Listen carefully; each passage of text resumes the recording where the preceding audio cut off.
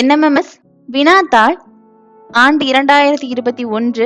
இன்னைக்கு நம்ம மேட் பகுதியில் இருக்கக்கூடிய வினா எண் 31 60 வரையிலான விளக்கங்களையும் விடைகளையும் பார்க்கலாம். வினா எண் 31.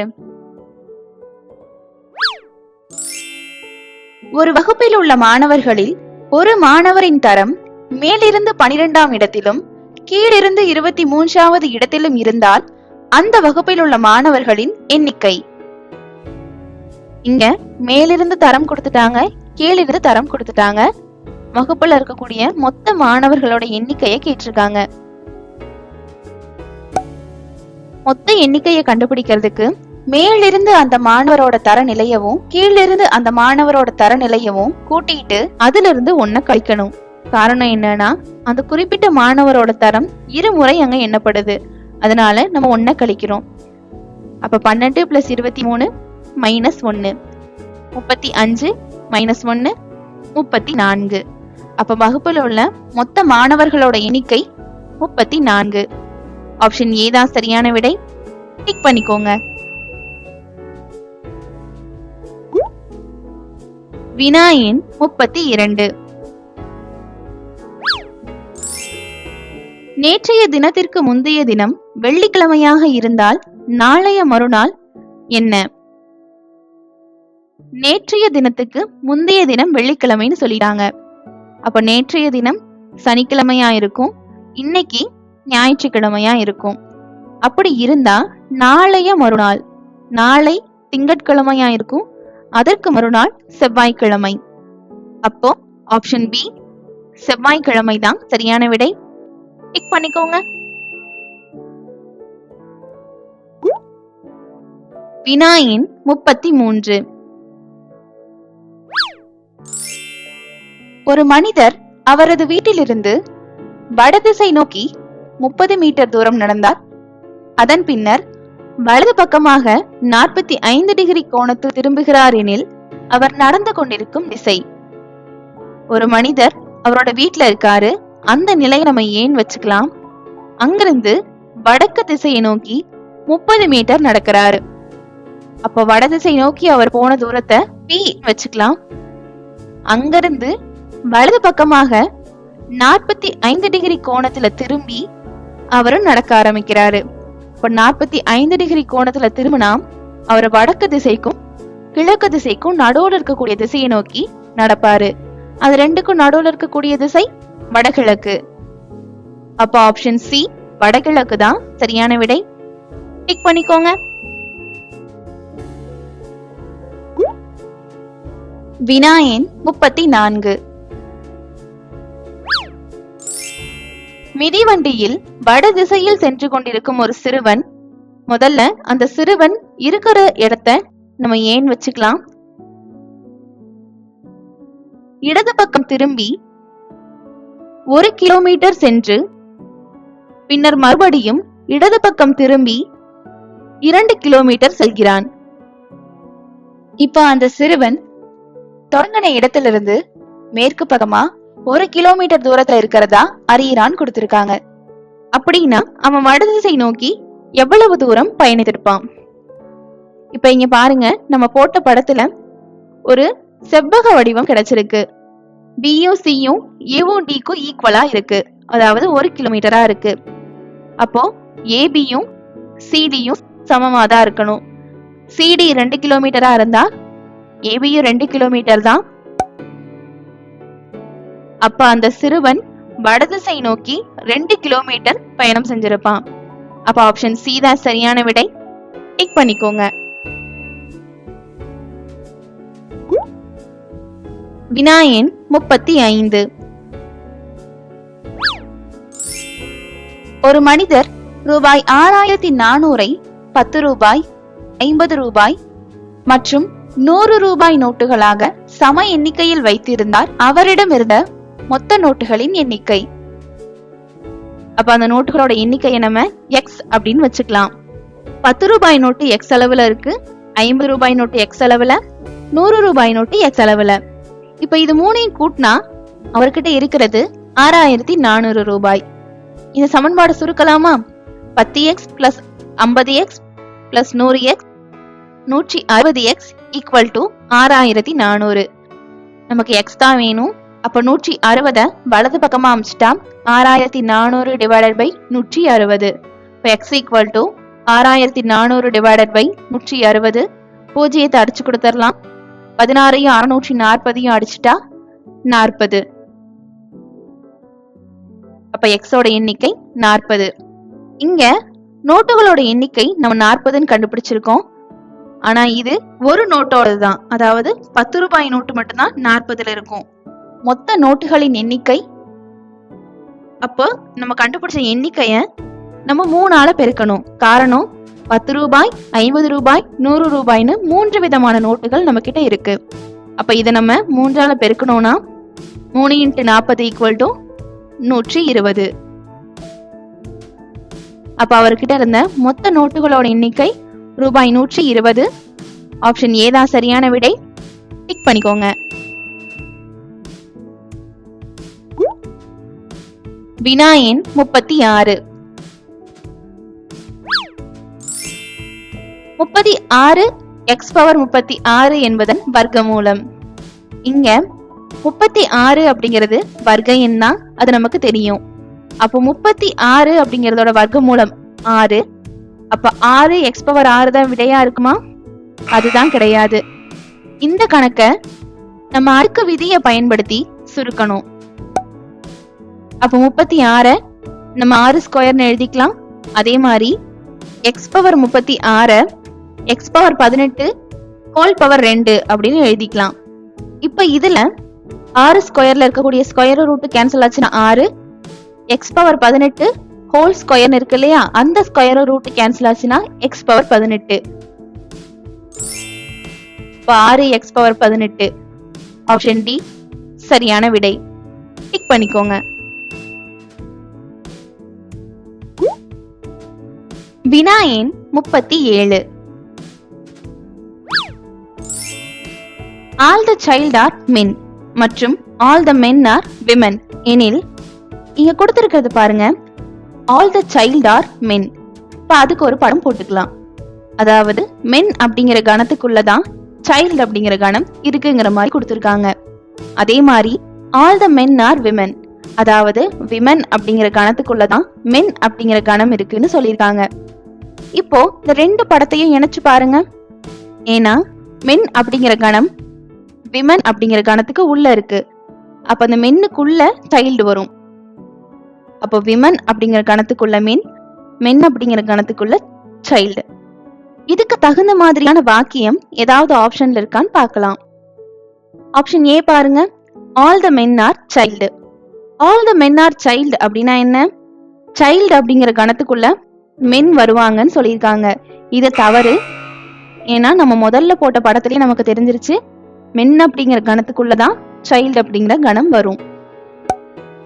ஆப்ஷன் பி பாருங்க, all the women R child. இங்க விமன் அப்படிங்கிற கணம் சைல்டுக்குள்ள வரும் அப்படின்னு சொல்லியிருக்காங்க. இதுவும் தவறு. ஏன்னா விமன் அப்படிங்கிற கணம் அதுக்கு உள்ளதான் மென், அதுக்கும் உள்ளதான் சைல்டு. அப்ப இதுவும் தவறானதுதான். ஆப்ஷன் சி பாருங்க, ஆல் த விமன் ஆர் மென். இங்க மென் அப்படிங்கிற கணத்துக்குள்ள விமன் அப்படிங்கிற கணம் வர்ற மாதிரி சொல்லியிருக்காங்க. விமன் அப்படிங்கிற கணத்துக்கு உள்ளதான் மென் அப்படிங்கிற கணம் வரணும். அப்ப ஆப்ஷன் சியும் தவறு. ஆப்ஷன் டி பாருங்க, all the child are women. அதாவது விமன் அப்படிங்கிற கணத்துக்கு உள்ள சைல்டு அப்படிங்கிற கணம் வரும்னு சொல்லியிருக்காங்க. அதுல பாருங்க, விமன் அப்படிங்கிற கணத்துக்கு உள்ளதான் சைல்டு அப்படிங்கிறது வருது. அப்ப இங்க ஆப்ஷன் டி மட்டும்தான் பொருத்தமா இருக்கு. அப்ப அதுதான் சரியான விடை. டிக் பண்ணிக்கோங்க.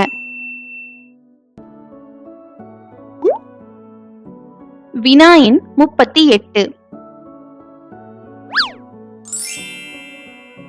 5 * 6 முக்கோணம் 7 = 23 எனில் இங்க ஒவ்வொரு ஆப்ஷன்லயும் அந்த ஸ்டார் மற்றும் முக்கோணத்துக்கு மாற்றீடு பண்ண வேண்டிய குறிகள் கொடுத்திருக்காங்க.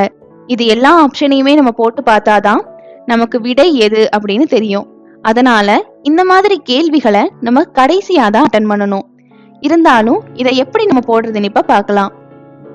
இங்க பாருங்க, ஆப்ஷன் ஏல ஸ்டாருக்கு பதிலா கூட்டல், முக்கோணத்துக்கு பதிலா வகுத்தல் கொடுத்திருக்காங்க. அப்படி மாற்றீடு பண்ணுனா நமக்கு விட 23 கிடைக்குதா? கிடைக்கல. ஆப்ஷன் சி அதே மாதிரி போட்டு பாருங்க. ஸ்டாருக்கு பதிலா வகுத்தல், முக்கோணத்துக்கு பதிலா கூட்டல். அப்படி மாற்றீடு பண்ணுனா விடை 23 கிடைக்கல.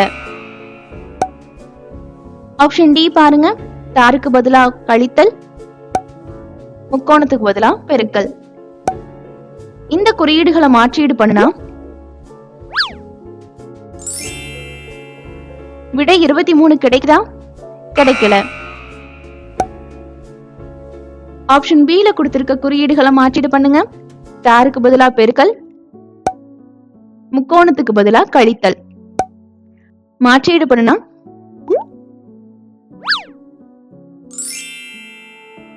விடை 23 கிடைக்குதா? கிடைக்குது. அப்ப ஆப்ஷன் பி தான் சரியான விடை. டிக் பண்ணிக்கோங்க. வினா எண் 39. கூட்டல் என்பது கழித்தல் மற்றும் பெருக்கல் என்பது வகுத்தல் எனில் 8 கூட்டல் 5 பெருக்கல் 3 ஈக்குவல் டு என்ன? இங்க முதல்ல கணக்குல கொடுக்கப்பட்டுள்ளவாறு குறியீடுகளை மாற்றி அமைச்சிட்டு போட்மாஸ் விதியை பயன்படுத்தி விடை கண்டுபிடிக்கணும். நமக்கு இங்க கூட்டலுக்கு பதிலா கழித்தல், பெருக்கலுக்கு பதிலா வகுத்தல் போடணும். அப்படி மாற்றி பண்ணதுக்கு அப்புறமா சமன்பாடு எப்படி இருக்கும்? இப்போ போட்மாஸ் விதிப்படி முதல்ல பிராக்கெட்ல இருக்கிறத தான் நம்ம சுருக்கணும். அப்ப 8 மைனஸ் 5னா 3 டிவைடட் பை 3, 3 வகுத்துட்டா 1. அப்ப ஆப்ஷன் சி தான் சரியான விடை. டிக் பண்ணிக்கோங்க. வினா எண் 40. கழித்தல் என்பது கூட்டல் மற்றும் வகுத்தல் என்பது பெருக்கல் எனில் 16 வகுத்தல் 5 கழித்தல் 5 என்பது என்ன? இங்க கொடுக்கப்பட்டிருக்க சமன்பாட்டுல பாருங்க, கழித்தலுக்கு பதிலா கூட்டலும் வகுத்தலுக்கு பதிலா பெருக்கலும் போட்டுக்கோங்க. மாற்றீடு பண்ணணும்னா நமக்கு கிடைக்கிற சமன்பாடு என்ன? 16 பெருக்கல் 5 கூட்டல் 5. போட்மாஸ் விதிப்படி முதல்ல பெருக்கல் குறியீட்டை தான் நம்ம சுருக்கணும். அப்ப 16 × 5 80 பிளஸ் 5 85. ஆப்ஷன் ஏ தான் சரியான விடை. டிக் பண்ணிக்கோங்க. வினா எண் 41. 2 பெருக்கல் 3 ஈக்குவல் டு 5, 7 பெருக்கல் 4 ஈக்குவல் டு 11 எனில் 6 பெருக்கல் 4 என்பது என்ன? 2 பெருக்கல் 3, 2ஐயும் 3ஐயும் பெருக்கினா நமக்கு 5 கிடைக்குமா? கிடைக்காது.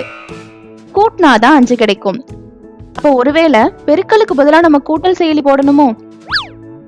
இந்த முறைய அடுத்ததுல வருதா பாருங்க. 7 × 4 ஈக்குவல் டு 11. 7ஐயும் 4ஐயும் பெருக்குனா 11 கிடைக்காது. ஆனா கூட்டினா 11 கிடைக்கும்.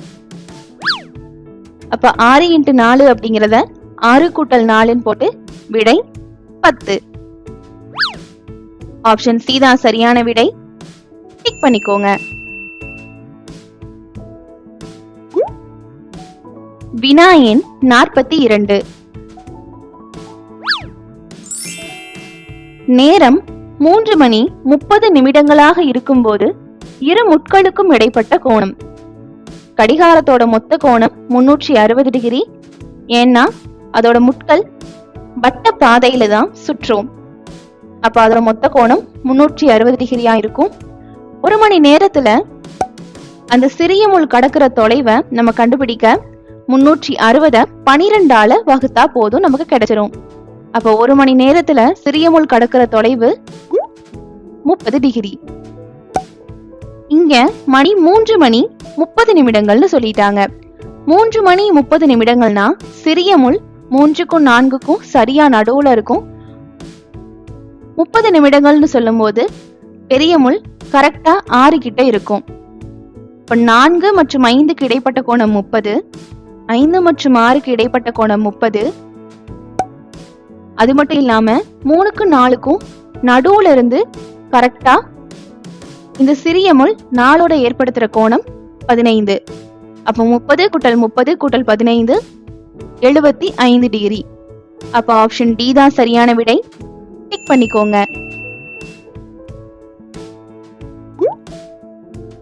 வினா எண் 43. ஒரு கடிகாரத்தில் நேரமானது 12 மணி 5 நிமிடங்களாக காட்டுகிறது. அக்கடிகாரத்தின் முன் கண்ணாடியை பொருத்தும் போது கண்ணாடி பிரதிபலிக்கும் நேரம். கண்ணாடிய அந்த கடிகாரத்துக்கு முன்னாடி நம்ம வைக்கும்போது அந்த கடிகாரத்துல என்ன மாதிரியான அமைப்பு தோன்றும்? இடவள மாற்றத்துடன் கூடிய கடிகாரம் தோன்றும். அப்படி தோன்றும் போது மணி நமக்கு எப்படி தெரியும்? இந்த நம்பரெல்லாம் மறைச்சிட்டு பாருங்க. பார்த்தா நமக்கு மணி 11 மணி 55 நிமிடங்கள் இருக்கிற மாதிரி தெரியும். அப்ப ஆப்ஷன் டி தான் சரியான விடை. பண்ணிக்கோங்க.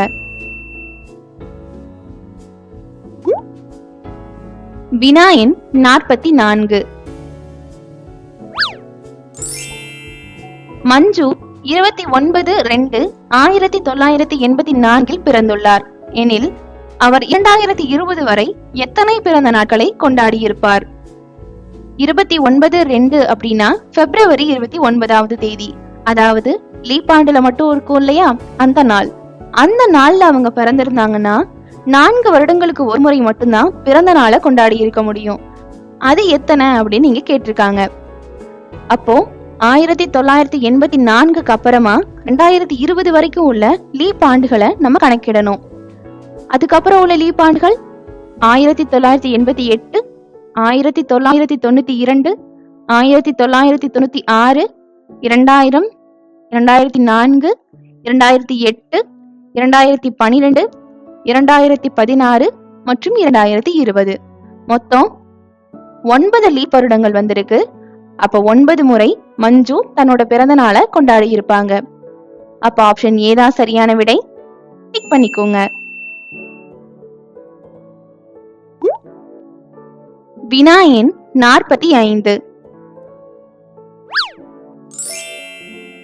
ஏ என்பவர் பி என்பவரின் சகோதரன், ஆனால் பி என்பவர் ஏ என்பவரின் சகோதரன் அல்ல எனில் ஏ மற்றும் பி ஆகியோரின் உறவுமுறை. உறவுமுறை கணக்குகள் கொடுத்தாலே ஆண் பாலை குறிக்க சதுரமும் பெண் பாலை குறிக்க வட்டமும் நம்ம பயன்படுத்திக்கணும். ஒருவேளை நமக்கு உறவு முறையில அவங்க எந்த பாலினத்தவங்கன்னு தெரியாம இருந்துச்சுன்னா, இல்லனா கண்டுபிடிக்க முடியாம இருந்துச்சுன்னா வெறும் எழுத்துக்களை மட்டும் வச்சு நம்ம குறிப்பிட்டுக்கலாம். இப்ப இங்க பாருங்க, ஏ என்பவர் பி என்பவரின் சகோதரன். அப்ப ஏ அப்படிங்கிறவரு பியோட சகோதரன்னா அவரு ஆண் பாலா இருப்பாரு. அப்ப ஏவ நம்ம சதுரத்துக்குள்ள போட்டுக்கலாம். ஆனா பி அப்படிங்கிறவங்க ஏக்கு சகோதரன் கிடையாது. அப்போ சகோதரன் இல்லைன்னா கூட பிறந்தவங்க இன்னொருத்தவங்க சகோதரியாதான் இருப்பாங்க. அப்ப பி அப்படிங்கிறவங்க ஒரு பெண். அப்ப அவங்க நம்ம வட்டத்துக்குள்ள போட்டுடலாம். அப்படி இருந்துச்சுன்னா ஏ மற்றும் பி ஆகியோரோட உறவு முறை என்னன்னு கேட்டிருக்காங்க. ஏ அப்படிங்கிறவர் சகோதரன், பி அப்படிங்கிறவங்க சகோதரி. அப்ப ஆப்ஷன் டி தான் சரியான விடை. டிக் பண்ணிக்கோங்க. வினா எண் 46. 1 முதல் 100 வரையுள்ள எண்களில் 9 மற்றும் 6ஆல் வகுப்படும் எண்களின் எண்ணிக்கை. இந்த எண்ணிக்கையை கண்டுபிடிக்க நம்ம 9 மற்றும் 6க்கு மீசிமா எடுத்துட்டாலே போதும். இப்ப பாருங்க, 9 மற்றும் 6ஓட மீசிமா 18. அப்ப 1 முதல் 100 வரை 18ஆல வகுப்படுற எண்களை நம்ம கண்டுபிடிச்சா போதும். அப்ப 18, 36, 54, 72, 90. இந்த 5 எண்கள் தான் 1 முதல் 100 வரை உள்ள 18ஆல வகுப்படும் எண்கள். அப்போ 1 முதல் 100 வரையுள்ள எண்களில் 9 மற்றும் 6ஆல் வகுப்படும் எண்களின் எண்ணிக்கை. எத்தனை எண்கள் வகுப்படும்? 5. ஆப்ஷன் பி டிக் பண்ணிக்கோங்க. வினா எண் 47. கொடுக்கப்பட்ட எண்களில் பகு எண் எது? பகு எண்ணா என்னது? ஒரு எண்ணுக்கு இரண்டிற்கும் மேற்பட்ட காரணிகள் இருந்துச்சுன்னா அததான் நம்ம பகு எண், காம்போசிட் நம்பர் அப்படின்னு சொல்லுவோம். ஆப்ஷன் ஏ பாருங்க, 1. 1 அப்படிங்கிறது பகு எண்ணும் கிடையாது, பகா எண்ணும் கிடையாது. அப்ப அது விடையா இருக்க வாய்ப்பில்லை. ஆப்ஷன் பி பாருங்க, 3. 3 அப்படிங்கிறது ஒரு பகா எண். அப்ப இதுவும் விடையா இருக்க வாய்ப்பில்லை. ஆப்ஷன் சி பாருங்க, 2. 2 அப்படிங்கிறதும் ஒரு பகா எண் தான். அப்ப அதுவும் விடையா இருக்க வாய்ப்பில்லை. ஆப்ஷன் டி பாருங்க, 4. 4க்கு என்னென்ன காரணிகள் இருக்கு? 1, 2, 4 இப்படின்னு 3 காரணிகள் இருக்கு. 2க்கும் மேற்பட்ட காரணிகள் இருந்துச்சாலே அது பகு எண் தான். அப்ப 4 அப்படிங்கிறது ஒரு பகு எண். ஆப்ஷன் டி சரியான விடை. டிக் பண்ணிக்கோங்க. வினா எண் 48. 22/7, 1.732, 4, 17/4, 16/5 ஆகிய எண்களை ஏறுவரிசையில் எழுதும்போது நடுவில் வரும் எண் எது? இங்க ஒரு முழு எண் கொடுத்திருக்காங்க, தசமத்துல எண் கொடுத்திருக்காங்க, சில பின்ன எண்களை கொடுத்திருக்காங்க. இது எல்லாத்தையுமே ஒரே முறைப்படி நம்ம மாற்றிக்கிட்டாதான் ஏறுவரிசைப்படுத்துறது எளிமையா இருக்கும். இங்க நம்ம கொடுத்திருக்கிற எண்கள் எல்லாமே தசம எண்களா மாத்திக்கலாம். 22/7னா 3.14, 1.732 அப்படியேதான் இருக்கும், 4ம் அப்படியேதான் இருக்கும், 17/4 4.25 எழுதிக்கலாம், 16/5 3.2 மாறிடும். இப்போ இத வரிசைப்படுத்துங்க. ஏறுவரிசையில எழுதும் போது 1.732, 3.14, 3.2, 4, 4.25. இதுல நடுவுல அமையக்கூடிய எண் மூன்றாவதா இருக்கக்கூடிய 3.2. இந்த 3.2ஓட பின்ன வடிவம் என்ன? 16/5. அப்ப கொடுக்கப்பட்ட எண்கள்ல ஏறுவரிசையில எழுதும் போது நடுவுல வரக்கூடிய எண் 16/5. ஆப்ஷன் டி தான் சரியான விடை. டிக் பண்ணிக்கோங்க.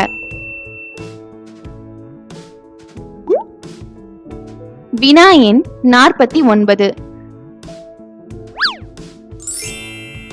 4 × 8 = 16, 3 × 6 = 9, 5 × 6 = 15 எனில் 2 × 3 என்ன?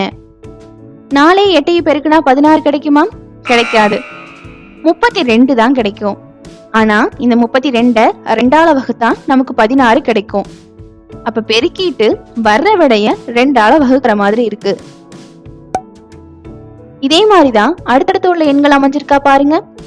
3 × 6 = 18, அதை 2ஆல வகுத்தா கொடுக்கப்பட்டிருக்க 9 கிடைச்சிருச்சு.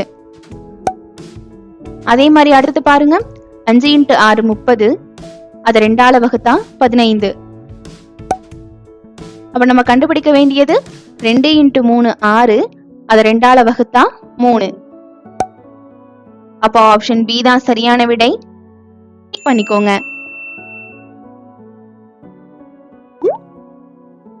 வினா எண் 50.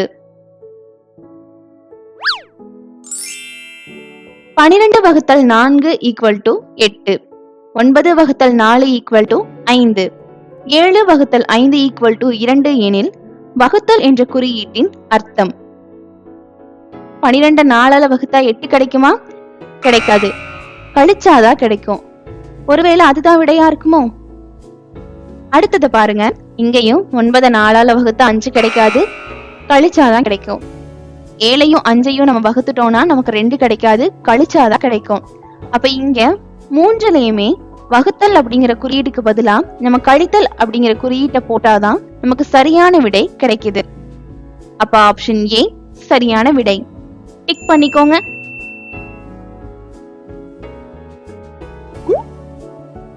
வினா எண் 51. பின்வருவனவற்றில் விடுபட்ட எண்ணை கண்டுபிடிக்கவும். இங்க பாருங்க, ஒரு வட்டத்தை 4 கால்வட்டங்களா பிரிச்சு சில எண்களை கொடுத்திருக்காங்க. இதுல 5ஐயும் 3ஐயும் பயன்படுத்தி நம்மளால 6ஐயோ 2ஐயோ கொண்டு வர முடியுமா? முடியாது. அதே மாதிரி 6ஐயும் 2ஐயும் பயன்படுத்தி 5ஐயும் 3ஐயும் கொண்டு வர முடியாது. ஒருவேளை வலது பக்கம் இருக்கிற எண்களை பாருங்க.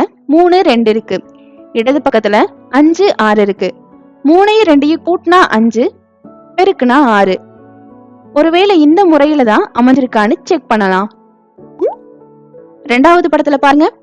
4ஐயும் 3ஐயும் கூட்டினா 7, பெருக்குனா 12.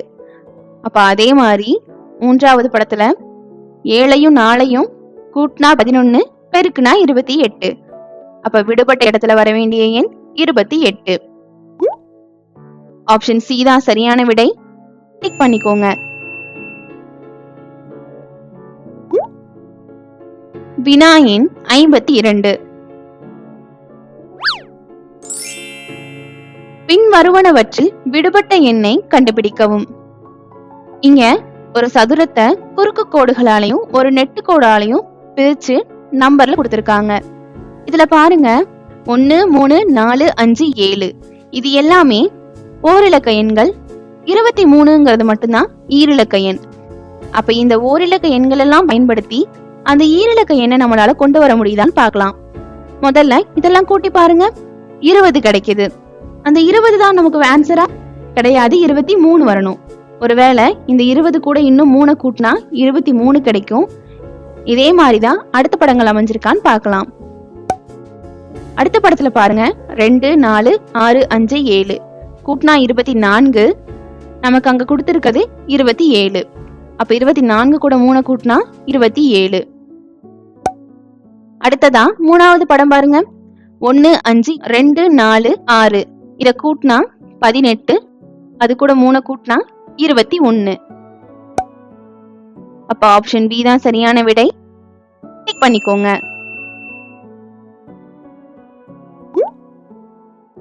வினா எண் 53. பின் வருவனவற்றில் விடுபட்ட எண்ணை கண்டுபிடிக்கவும். இங்க பாருங்க, ஒரு சதுரத்துல குட்டி குட்டி சதுரங்களா பிரிச்சு அதுல சில எண்கள் கொடுத்திருக்காங்க. இப்போ நெடுவரிசையில பாருங்க. 4 2 கூட்டினா 5 கிடைக்குமா? கிடைக்காது. பெருக்குனாலும் நமக்கு 5 கிடைக்காது. அப்ப நம்ம கிடைமட்ட வரிசையில முயற்சி பண்ண பார்க்கலாம். 4ஐயும் 3ஐயும் கூட்டினா 7 தான் கிடைக்கும். ஆனா இங்க 1 கொடுத்திருக்காங்க. 4ஐயும் 3ஐயும் கழிச்சா 1 தானே கிடைக்கும். அப்போ முதல் வரிசையில 4ஐயும் 3ஐயும் கழிச்சா 1 கிடைக்கிற மாதிரி இருக்கு. அதே மாதிரி ரெண்டாவது படத்துல பாருங்க. முதல் கிடைமட்ட வரிசையில 2ஐயும் 2ஐயும் கழிச்சா 0. மூணாவது படத்துல முதல் கிடைமட்ட வரிசையில 3ஐயும் 1ஐயும் கழிச்சா 2. அப்ப முதல் வரிசையில முதல் 2 எண்களை கழிச்சா மூணாவது இருக்கிற எண் கிடைக்குது. அடுத்ததா மூணாவது வரிசையில பாருங்க 5 3. இங்கேயும் 5ஐயும் 3ஐயும் கழிச்சா 2. அதே மாதிரி ரெண்டாவது படத்துலயும் 8ஐயும் 4ஐயும் கழிச்சா 4. மூணாவது படத்துல 7ஐயும் 2ஐயும் கழிச்சா 5. இதே மாதிரிதான் நடுவுல இருக்கிற வரிசை அமைஞ்சிருக்கான்னு பாருங்க. 2ஐயும் 6ஐயும் கழிச்சா நமக்கு 8 கிடைக்குமா? கிடைக்காது. கூட்டினாதான் 8 கிடைக்கும். அப்ப ஒருவேளை மேலையும் கீழையும் கழிச்சுட்டு நடுவுல மட்டும் கூட்டியிருப்பாங்களோ? இதை நம்ம உறுதிப்படுத்திக்கலாம் வாங்க. ரெண்டாவது படத்துல 1ஐயும் 5ஐயும் கூட்டினா 6. அப்ப அதே மாதிரி மூன்றாவது படத்துல 2 கூட எந்த எண்ணை கூட்டினா 10 கிடைக்கும்? 8. அப்போ விடுபட்ட இடத்துல வர வேண்டிய எண் 8. ஆப்ஷன் சி தான் சரியான விடை. டிக் பண்ணிக்கோங்க.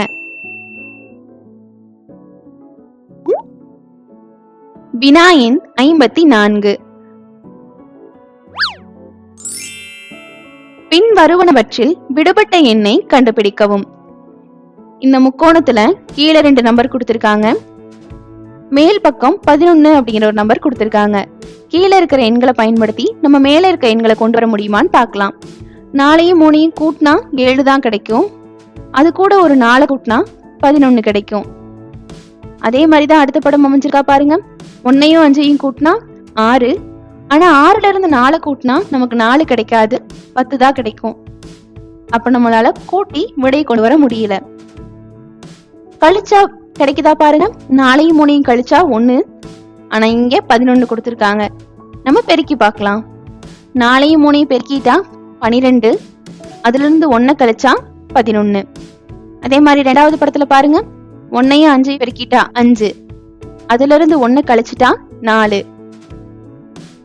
அப்ப கீழே கொடுத்திருக்க எண்களை பெருக்கி அதுல இருந்து 1 கழிக்கணும். அப்ப 3ஐயும் 2ஐயும் பெருக்கிட்டா 6, 6ல இருந்து 1 கழிச்சா 5.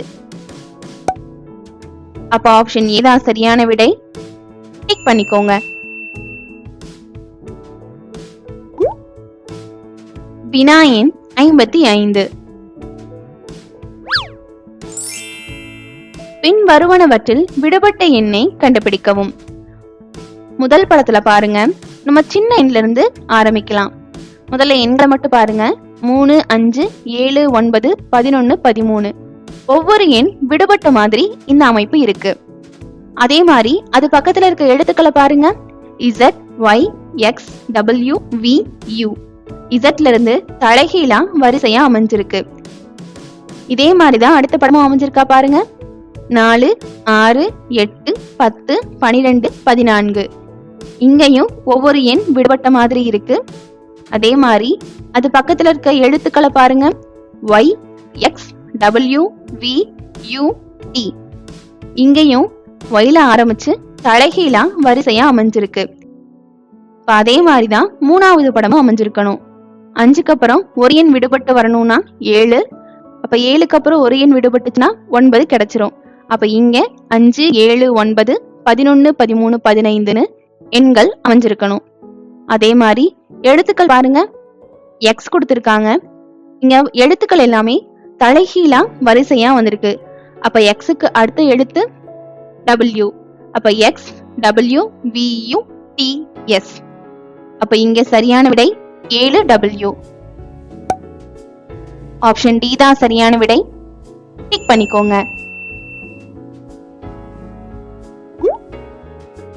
வினா எண் 56.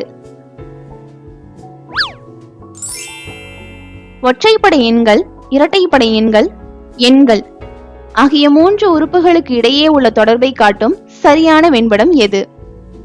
இங்க எண்கள் அப்படிங்கிற கணத்துக்கு உள்ளதான் ஒற்றைப்படை எண்கள் மற்றும் இரட்டைப்படை எண்கள் இருக்கும். ஆனா ஒற்றைப்படை எண்களுக்கும் இரட்டைப்படை எண்களுக்கும் எந்த சம்பந்தமும் கிடையாது. ஒற்றைப்படை எண்கள்னா 1, 3, 5ன்னு தொடர்ந்துட்டே போகும். இரட்டைப்படை எண்கள்னா 2, 4, 8ன்னு தொடர்ந்துட்டே போகும். அப்ப எண்கள் அப்படிங்கிற கணத்துக்கு உள்ள 2 தனித்தனியான கணங்கள் தான் இந்த ஒற்றைப்படை எண்கள் மற்றும் இரட்டைப்படை எண்கள்.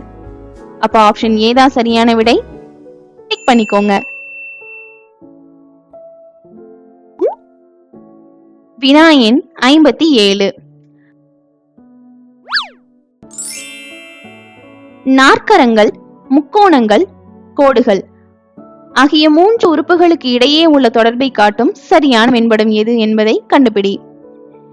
இங்க கோடுகளை பயன்படுத்தி தான் நம்ம நாற்கரங்கள் மற்றும் முக்கோணங்களை வரைவோம். ஆனா நாற்கரங்களுக்கும் முக்கோணங்களுக்கும் எந்தவித சம்பந்தமும் இல்லை. அப்ப கோடுகள் அப்படிங்கிற கணத்துல இந்த நாற்கரங்களும் முக்கோணங்களும் இருக்கும். அது மட்டும் இல்லாம இந்த முக்கோணங்களையும் நாற்கரங்களையும் அமைக்க நமக்கு கோண அளவுகளும் தேவைப்படும்.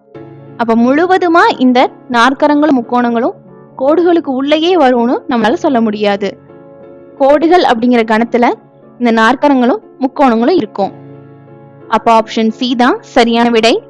டிக் பண்ணிக்கோங்க. வினா எண் 58. உணவு, காய்கறிகள், கேரட் ஆகிய 3 உறுப்புகளுக்கு இடையே உள்ள தொடர்பை காட்டும் சரியான வெண்படம் எது என்பதை கண்டுபிடி. உணவு அப்படிங்கிற கணத்துக்கு உள்ளதான் காய்கறிகள் அப்படிங்கிற கணம் வரும். இந்த காய்கறிகள் அப்படிங்கிற கணத்துக்கு உள்ளதான் கேரட் அப்படிங்கிற காய்கறி வரும். அப்ப உணவுகளுக்கு உள்ள காய்கறிகள், காய்கறிக்கு உள்ள கேரட். ஆப்ஷன் சி தான் சரியான விடை. டிக் பண்ணிக்கோங்க. வினா எண் 59. படத்தில் 3 வெட்டும் வட்டங்கள் ஒவ்வொன்றும் குறிப்பது மின்னியல் வல்லுநர்கள், கலைஞர்கள் மற்றும் பாடகர்கள். 1 முதல் 7ல் வேறுபட்ட பகுதிகள் குறிக்கப்பட்டுள்ளன. கொடுக்கப்பட்ட கூற்றை படித்து விடையளிக்கவும். இந்த வினாவை வச்சுதான் நம்ம வினா எண் 59 மற்றும் 60க்கு விடையளிக்கணும். வினா எண் 59 பாருங்க. கலைஞர் மற்றும் பாடகர்களாக இருக்கும் மின்னியல் வல்லுநர்கள். அதாவது கலைஞராகவும் இருக்கணும், பாடகர்களாகவும் இருக்கணும், மின்னியல் வல்லுநராகவும் இருக்கணும். அப்ப 3 கணத்துக்குமே பொதுவா இருக்கிற ஒரு இடத்துலதான் அந்த எண் குறிப்பிடப்பட்டிருக்கணும். 7. அப்ப விடை ஆப்ஷன் சி 7. டிக் பண்ணிக்கோங்க. வினா எண் 60. கலைஞர்களை மட்டும் குறிப்பிடும் பகுதி. கலைஞர்கள் அப்படின்னா அவங்க வலது பக்கமா மேல இருக்கக்கூடிய வட்டத்துல இருக்கவங்க. கலைஞர்களை மட்டும் அப்படின்னு சொல்லும் போது மின்னியல் வல்லுநர்கள் மற்றும் பாடகர்கள் இங்க இருக்கிற எண்களை நம்ம எடுக்கக்கூடாது. அப்போ வெறும் 3 மட்டும்தான் நமக்கு விடையா வரணும். அப்போ ஆப்ஷன் பி தான் சரியான விடை. டிக் பண்ணிக்கோங்க.